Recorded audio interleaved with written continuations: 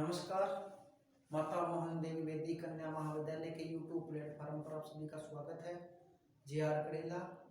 आज ज्योग्राफी की क्लास हो रही है जिसमें अपने बीए फर्स्ट ईयर की क्लास शुरू हो रही है।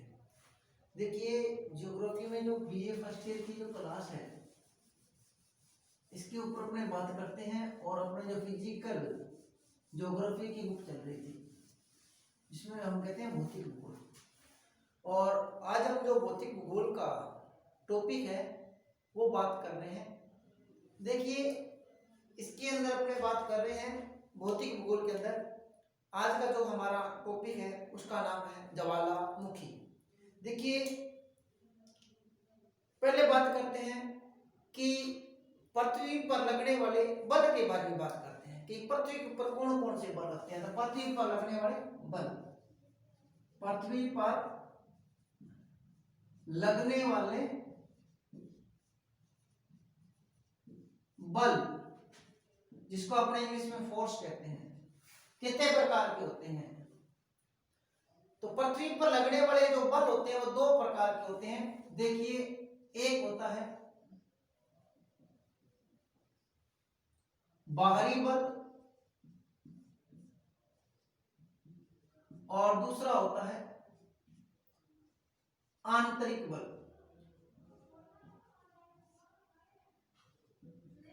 आंतरिक बल और बाहरी बल, ये लगने वाले स्थान से संबंधित है कि किस स्थान पर लगते हैं। कुछ बल ऐसे होते हैं जो पृथ्वी के बाहर ऊपर से लगते हैं और कुछ बल ऐसे होते हैं जो पृथ्वी के अंदर से पैदा होते हैं। तो ये आंतरिक बल और बाहरी बल है। अगर अपने बात करें तीव्रता के आधार पर, तीव्रता के आधार पर अगर बात करें तो बलों को दो भागों में बांटा गया है। ये तीव्रता के आधार पर है। तीव्रता के आधार पे दो भागों में है। एक आता है मंद गति के बल और दूसरा आता है तीव्र गति या आकस्मिक बल।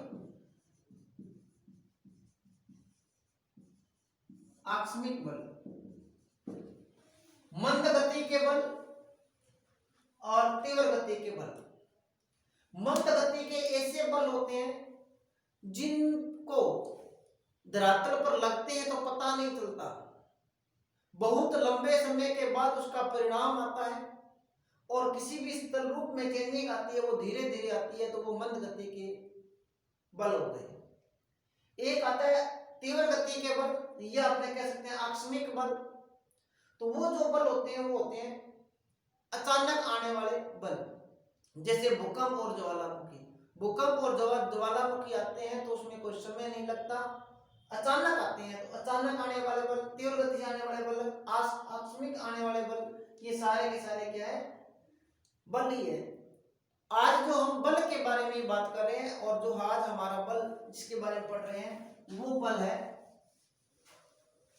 आंतरिक बल के ऊपर बात करते हैं। और आंतरिक बल में वो बल बात करते हैं जो अकस्मात आते हैं। आंतरिक बल,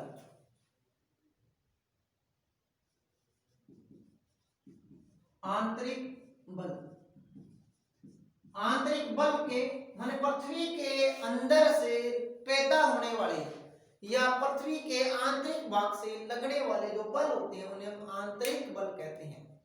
और आंतरिक बल के अंदर जो आज हम जिसके बारे में पढ़ रहे हैं वो है आकस्मिक बल, या हम कह सकते हैं अचानक आने वाले बल, सडनली। इंग्लिश में जैसे कहते हैं सडनली फोर्स और हिंदी में कहते हैं आकस्मिक बल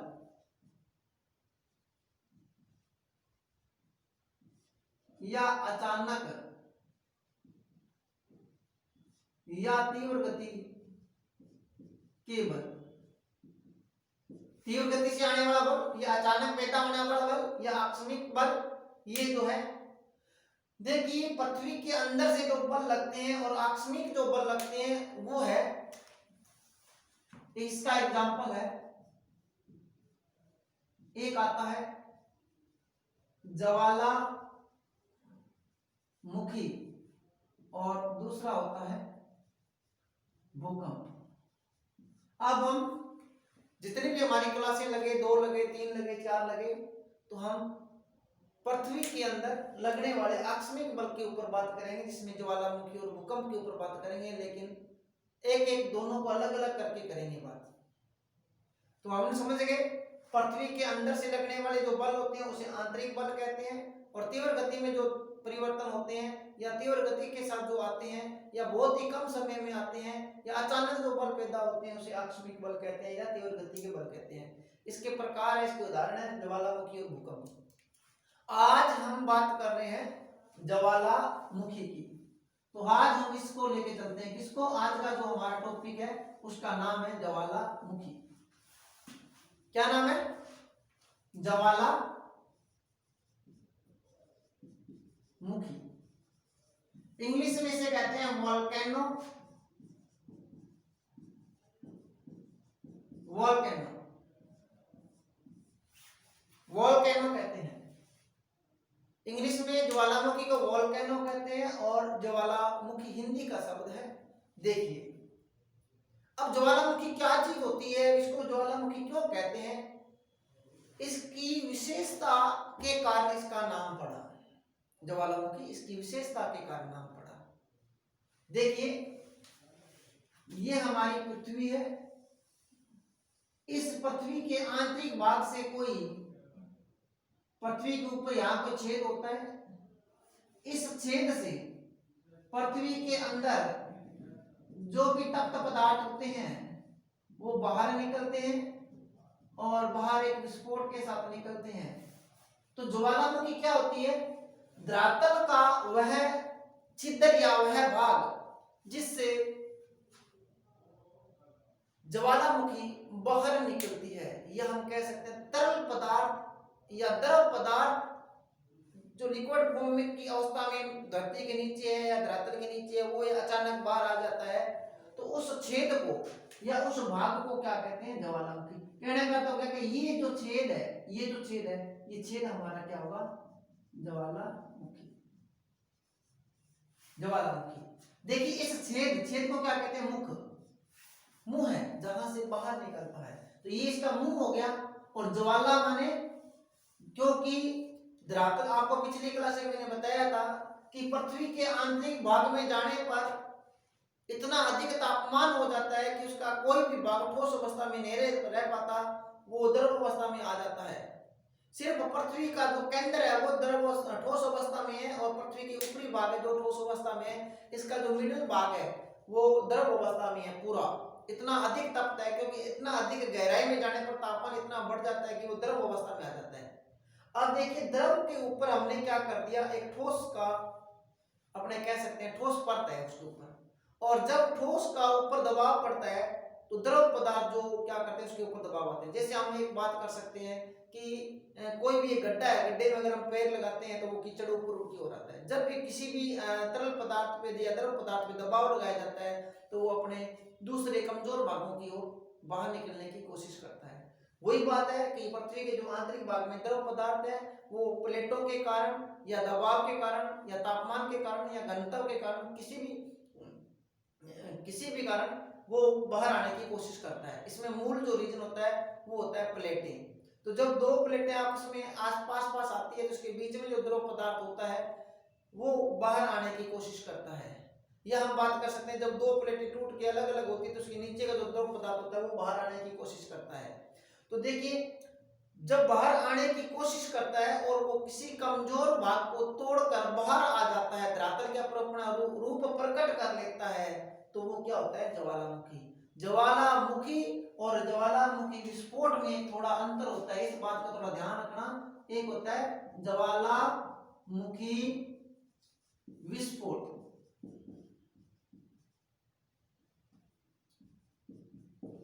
ज्वालामुखी विस्फोट। देखिए जहां से ज्वालामुखी, सिर्फ ज्वालामुखी किसे कहते हैं? धरातल का वह भाग जिस भाग से पृथ्वी का द्रव पदार्थ या तप्त पदार्थ बाहर आता है उस भाग को हम ज्वालामुखी कहते हैं, इस सिर्फ इस भाग को कहते हैं। लेकिन ज्वाला का होता है क्योंकि तप्त होता है, गर्म होता है, इसलिए अंदर से जब बाहर निकलता है तो ये आग की तरह लाल रंग का होता है, इसलिए इसको आग का ही पर्यायवाची है ज्वाला। और मुखी माने वो छेद। ज्वालामुखी विस्फोट क्या होता है? ज्वालामुखी इस भाग को कहते हैं सिर्फ जिससे बाहर निकलता है, और ज्वालामुखी विस्फोट होता है पूरी जहां से वो पैदा हुआ है वहां से लेकर उसके पूरे धरातल के बाहर निकलने के बाद आसमान में जो ऊपर जाता है वो पूरी प्रक्रिया और धरातल पर आकर जमता है, तब तक की जो सारी प्रक्रिया है उसे अपने क्या कहते हैं? ज्वालामुखी विस्फोट। तो देखिए आगे हम बात करते हैं क्या ज्वालामुखी वास्तव में पृथ्वी के लिए फायदेमंद है या नुकसानदायक है।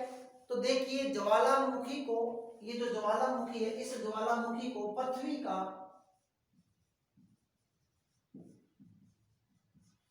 या पृथ्वी की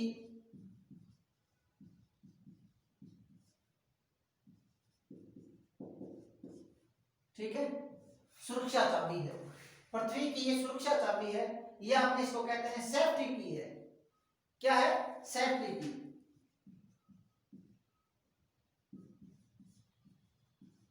सेफ्टी की, सेफ्टी की का अर्थ होता है सुरक्षा, सुरक्षित चाबी।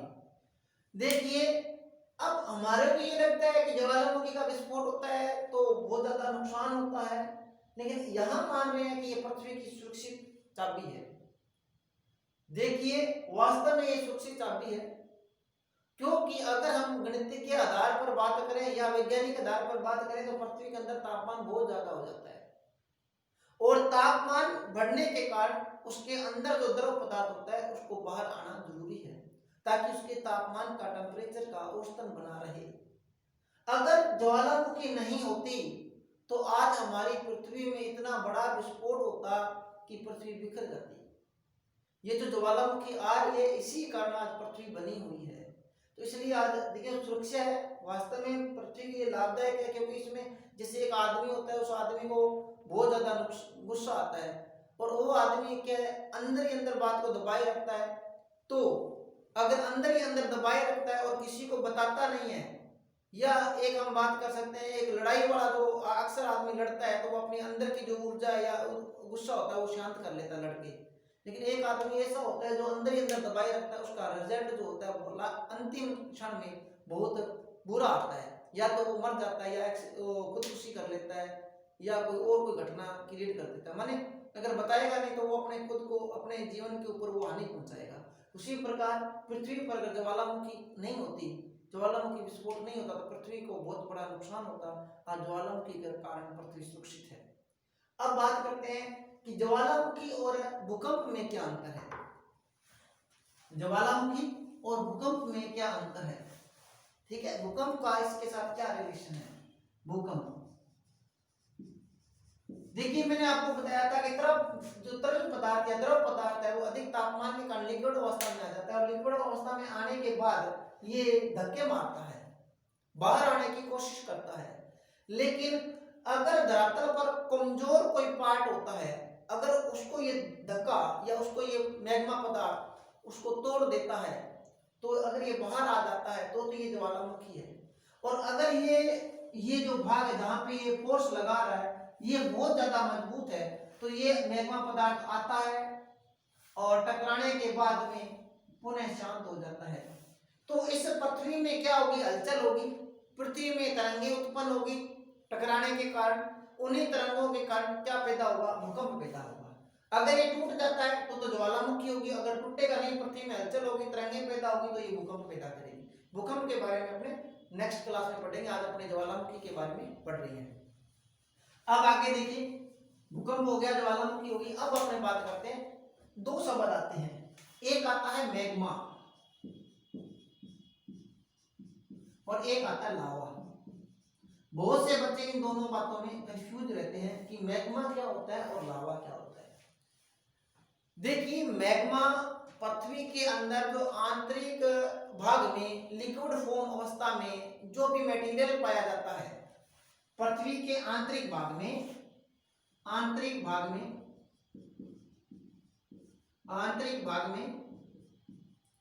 जो भी द्रव पदार्थ होता है वो क्या कहलाता है, मैग्मा कहलाता है। लेकिन वो विस्फोट के कारण धरातल के ऊपर आ जाता है या बाहर आ जाता है, द्रव पदार्थ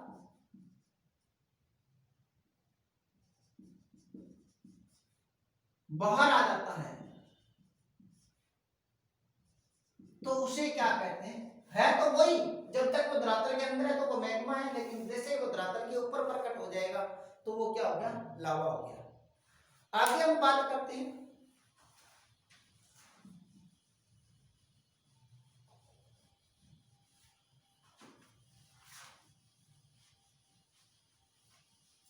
ज्वालामुखी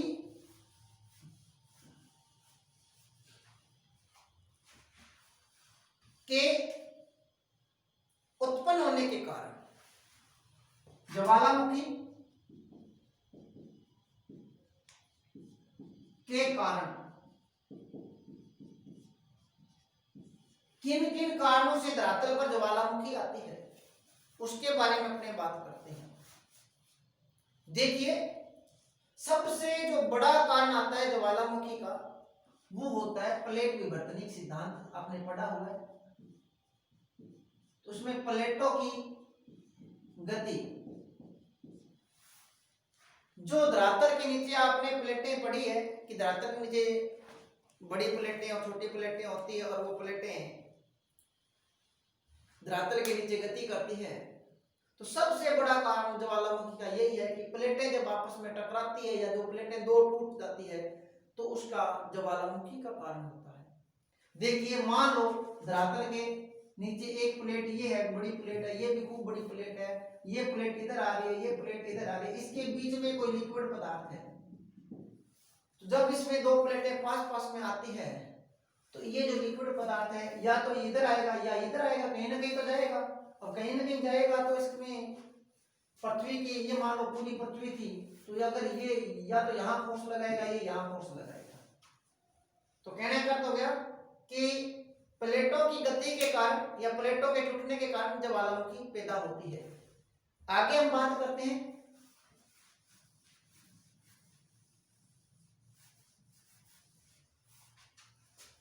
तापमान। तापमान मैंने आपको पिछली क्लास में बताया था कि हमने पृथ्वी के अंदर अगर गहराई की बात करें, तो पृथ्वी की गहराई की बात करें तो 32 मीटर की गहराई में अगर जाते हैं, 32 मीटर की गहराई में अगर नीचे की ओर जाते हैं 32 मीटर की गहराई पे, तो 1 डिग्री सेंटीग्रेड तापमान बढ़ जाता है, प्लस हो जाता है, बढ़ जाता है। तो ध्यान रखना, धरातल की परत से या अपने धरातल से अगर आसमान में, या अगर हम बात करें धरातल से ऊपर की ओर जाते हैं, तो इसका पैमाना होता है 165 मीटर। 165 मीटर ऊंचाई पर जाने पर 1 डिग्री टेम्परेचर कम होता है, और ये सिर्फ और सिर्फ सौर मंडल में होता है, आगे के मंडलों में नहीं होगा, सिर्फ सौर मंडल की बात चल रही है। तो अगर धरातल से ऊपर जाएंगे तो 165 मीटर ऊपर जाएंगे तो 1 डिग्री तापमान कम होगा। लेकिन याद रखना, धरातल के नीचे अगर गहराई में जाते हैं तो 32 मीटर की गहराई पे जाते ही 1 डिग्री तापमान बढ़ जाता है। तो देखिए, हमारी जो पृथ्वी की तो मोटाई बहुत ज्यादा है, और उसके अंदर जाने पर अगर हम बात करें, मात्र हम लगभग अपने 50 किलोमीटर के आगे लिक्विड फॉर्म शुरू हो जाता है, या हम बात करें आज तक मानव 6 किलोमीटर से ज्यादा अपने वैज्ञानिक तकनीकों के द्वारा इससे ज्यादा पृथ्वी के अंदर प्रवेश नहीं किया है। तो 32 मीटर की गहराई पे जाते तापमान बढ़ जाता है। एक सबसे बड़ा इसका ज्वालामुखी कारण है बढ़ता हुआ तापमान, जिसके कारण क्या हो जाता है, प्लेटें पिघल जाती है, और तापमान है वही ज्वालामुखी पैदा करने का कारण बनता है। तीसरा, अलग अलग घनत्व। हाँ, इसको हम कह सकते हैं घनत्व। ये जो घनत्व होता है, ये घनत्व भी क्या होता है,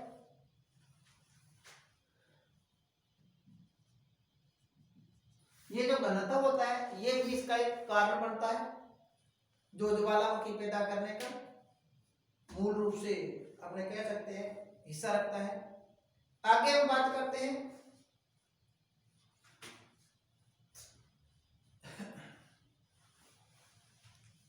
ज्वालामुखी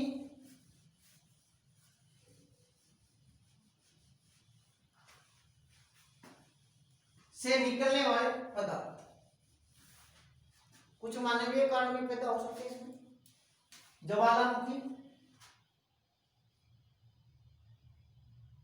से निकलने वाले पदार्थ, तो देखिए ज्वालामुखी से क्या क्या चीजें निकलती है उसके बारे में अपने बात करते हैं। ज्वालामुखी से कौन कौन से पदार्थ बाहर आते हैं। देखिए जब ज्वालामुखी घटित होती है तो उसके साथ आती है गैसें, भिन्न भिन्न प्रकार की गैसें आती है ज्वालामुखी विस्फोट के साथ। सल्फर डाइऑक्साइड, नाइट्रोजन, ऑक्सीजन, जो जमीन के नीचे गैसें होती है वो सारी की सारी विस्फोट के साथ आती है। गैसों के बाद में आता है जल वाष्प। कुछ गैसों के अलावा जल वाष्प के पदार्थ भी बाहर आते हैं। और उसके बाद अपने कह सकते हैं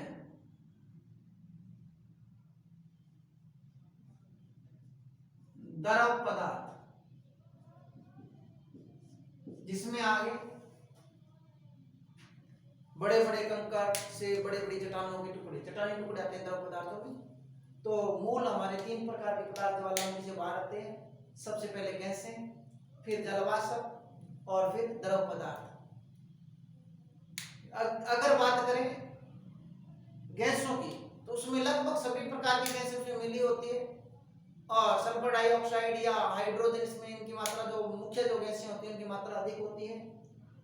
और अगर बात करें ज्वालामुखी में सबसे अधिक पदार्थ कौन सा निकलता है तो वह है जलवाष्प। जलवाष्प सबसे ज्यादा निकलता है ज्वालामुखी। आगे बात करते हैं द्रव पदार्थ में क्या आते हैं। द्रव पदार्थ में छोटे से छोटे बड़े चट्टानी टुकड़े,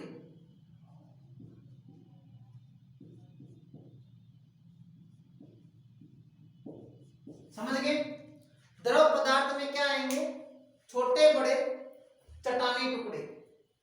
चट्टान के माने धरातल के बीच में जब द्रव पदार्थ था, वो ये द्रव पदार्थ तो आएगा ही आएगा। इसके साथ मान लो ये ठोस पदार्थ है, इसको भी तोड़ के आएंगे ना, इसको तोड़ के आएंगे, इसके बीच में जो चट्टानी पदार्थ है वो भी बाहर निकलते हैं। तो कितना भी हो सकता है चट्टानी पदार्थ, बिल्कुल महीन राख जैसा हो सकता है, या हम बात कर सकते हैं छोटा छोटा हो सकता है, या बहुत बड़ा हो सकता है, या बहुत बड़ी चट्टान हो सकती है। क्योंकि इतना पावर होता है पूरी पूरी धरती को, चट्टान को उखाड़ के ऊपर उठा सकती है, तो ये चट्टान भी हो सकती है। तो माने छोटे छोटे लेके और बड़े से बड़े चट्टानी टुकड़े भी द्रव पदार्थों के साथ बाहर आ सकते हैं। अब आगे हम बात करते हैं चट्टानी जो द्रव पदार्थ के हैं प्रकार, ये अपने बात करते हैं।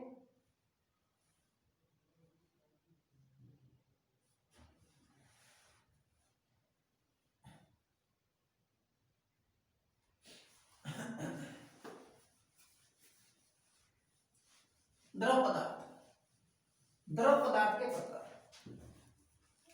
निकलने वाले, ज्वालामुखी से निकलने वाले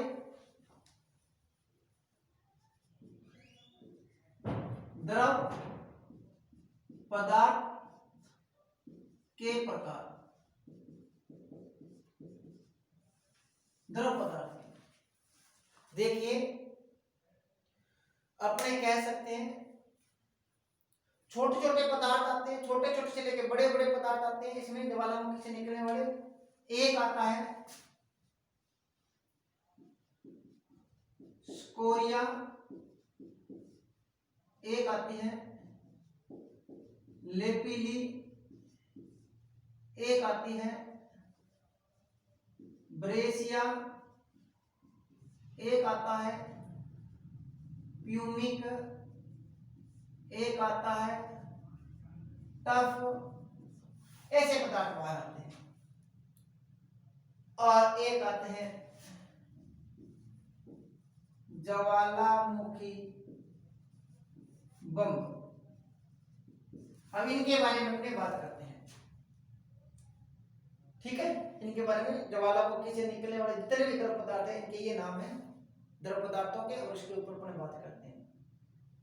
देखिए लेपिली, लेपिली का अर्थ होता है जैसे एक रुपए की छोटी थैली आती है, उसमें अनार दाना लिखा होता है, छोटे बच्चों के खाने की मीठी मीठी गोलियां आती है, तो वो क्या होती है? अगर ज्वालामुखी से निकलने वाला पदार्थ इतना महीन होता है कि छोटे छोटे अनार की गोलियों के समान होते हैं, अनार के दानों के समान होते हैं, तो उसे कहते हैं लेपिली। अनार के दानों के समान, अनार के दानों के समान छोटी छोटी गोलियां आती है 1 रुपए वाली, उसके अनुसार। स्कोरिया ये अपने कह सकते हैं कांच की जो गोली होती है, अनार के दाने से बड़ी होती है कांच की गोली, कांच की जो गोली होती है, या हम इसको ज्यादा ज्यादा कह सकते हैं नींबू जो होता है के आकार के द्रव पदार्थ, ठोस पदार्थ, सॉरी ठोस पदार्थ, ठीक है। हाँ सॉरी, यहीं भी अपने ठोस लिखना, ठोस पदार्थ।